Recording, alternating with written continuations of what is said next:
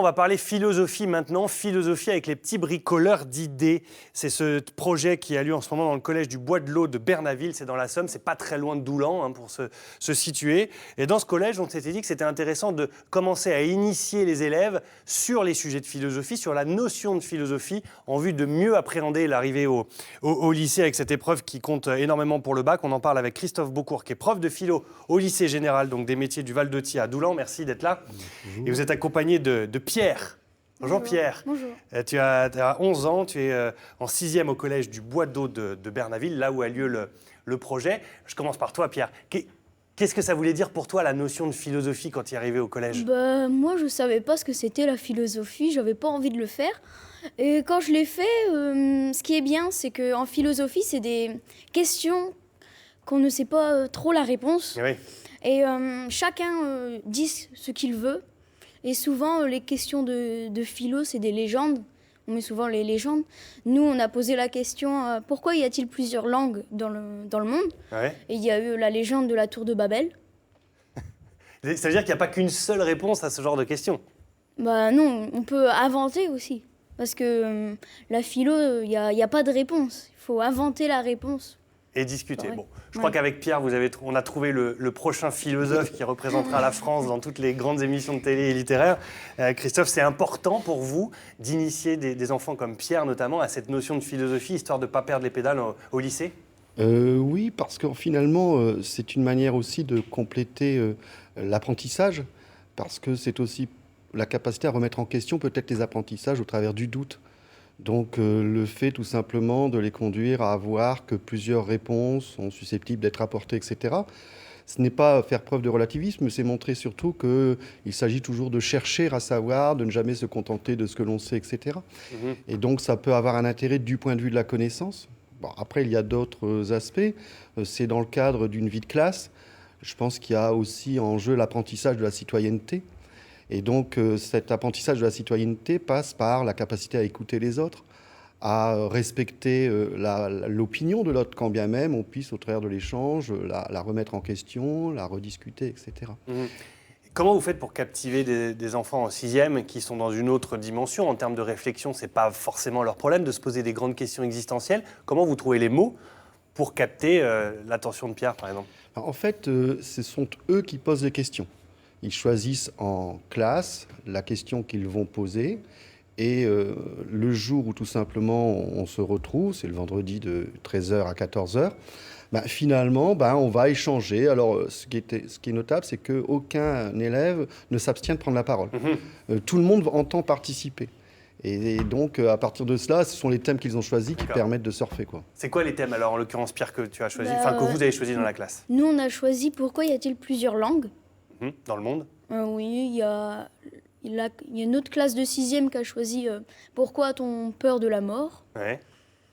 T'as vu les sujets du bac, là, je les ai trouvés, moi. Une œuvre d'art est-elle nécessairement belle ? Non, moi, je connais rien. Ça vaut le coup de discuter, tout ça. Est-ce que défendre ses droits, c'est défendre ses intérêts ? C'est compliqué. C'est compliqué, mais ça nécessite de discuter. Comment réagissent tes copains de classe par rapport à ces sujets-là ? Est-ce qu'ils sont intéressés par ces sujets, par ces discussions autour de ces sujets ? Je crois que oui, ouais, ils aiment bien. Vous en discutez après en dehors de la classe ?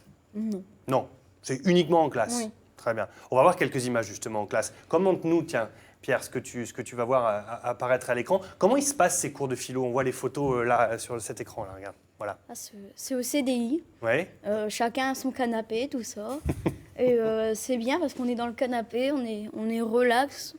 On peut dire ce qu'on souhaite. Ouais. Et chacun dit sa façon. Là, il y a Christophe qu'on voit au milieu. Et vous discutez, c'est des groupes de combien à peu près ? Des groupes de 13. D'accord. C'est des demi-classes. Et alors, comment vous faites pour discuter ? Est-ce que vous discutez entre vous ou est-ce que vous discutez qu'avec le professeur ? Avec un peu tout le monde. Parce que souvent, ils disent des phrases. Et eux, comme quelquefois, ils ne sont pas très d'accord, alors il leur redit son point de vue. D'accord. Est-ce que toi, ça te donne envie, après avoir assisté à ces cours-là, de connaître plus de choses sur la philosophie. Quand tu vas arriver au lycée notamment, est-ce que tu te sens un peu plus rassuré par rapport à ça? Bah, moi, je savais pas du tout que pendant le bac, il y avait de la philo. Mhm. On n'en parle pas encore au collège. Bah oui, c'est bien parce que c'est comme si qu'on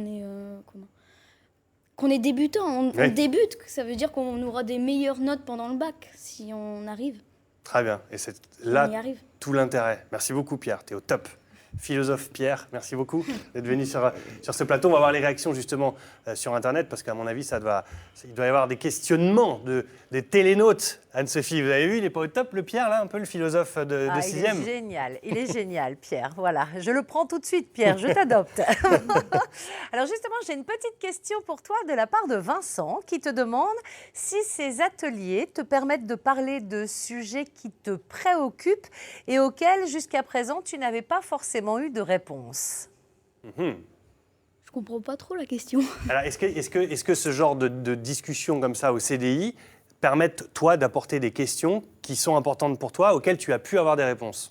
Bah oui, mais pendant la philosophie, il n'y a pas vraiment de réponse. Mhm. Alors, Mais de discuter, c'est-à-dire d'essayer d'apporter des arguments et des explications pour mieux comprendre le sujet. bah oui, on comprend mieux. Chacun a son point de vue. Chacun a son point de vue. Et ouais. tu as découvert des choses? Bah oui, parce que on connaissait pas des légendes sur pourquoi y a-t-il plusieurs langues. Maintenant, on y connaît. On connaît. Voilà. Donc, il a eu des réponses. Donc, il a eu des réponses. Alors après, j'ai une réaction d'un téléspectateur qui dit « Apprentissage de la libre parole, du respect de l'autre en l'écoutant. C'est la pensée qui s'élabore et sans doute seront-ils plus intéressés par cette matière un peu plus tard au lycée. » Oh là. Ce qui est vrai. Oui, oui, sûrement. C'est le but, c'est d'initier, en fait. C'est tout l'intérêt. Merci beaucoup, Anne-Sophie. On va causer des thèmes de demain, On non? va parler des thèmes du lendemain, mais j'ai une petite question que vous pourrez poser de la part de Sandrine à Emmanuel. Sandrine qui demande si on peut donner des vêtements d'enfants au Resto du Cœur ou si ça n'est que de l'alimentation qu'on peut donner. Donc voilà, vous la poserez à Très Manu. bien, on va lui Et moi, demander. je vous dis de quoi on va parler demain. Dans la rubrique diététique, on parlera alimentation et constipation. Dans la rubrique psycho, vous verrez le sens du cadeau. Et après, nous partirons à Saint-Quentin pour faire un petit déj au buffet de la gare. Eh ben, Ça allez. promet, c'est demain matin, 9h50. Évidemment, nous vous attendons. Eh ben, merci beaucoup. Merci, Anne-Sophie, pour toutes ces explications. À demain, 9h50. On va faire la météo demain. maintenant. Pierre, rejoins-moi et c'est toi qui vas faire la météo. Allez, regarde, tu vas te mettre à ma place là. Tu vas regarder l'écran. Tu peux monter là. Et vas-y, la météo qui va s'afficher à l'écran. Quel temps fait-il aujourd'hui en Picardie? Les cartes vont s'afficher. Et vas-y, fais-toi plaisir. Bah, il va faire assez nuageux. Ouais. Assez nuageux, peut-être de la pluie. Avec un peu de pluie. Un et peu de pluie vers le nord et le Pas-de-Calais. Et là-haut, sur toute la Picardie, on verra un peu de du vent. nuageux jusque Lille. Ouais. Et un peu de vent, 60, Et un 40 peu de km/h. vent, 60. Les températures vont s'afficher et allons-y gaiement. Il fera 12 à Amiens, 14 à Dunkerque, 12 aussi à Valence, 10 Valenciennes. Valenciennes. Globalement, 10 il fait à bon. Saint-Quentin, Il oui. fait plutôt chaud. Merci Ouais, beaucoup. assez doux. Merci Pierre.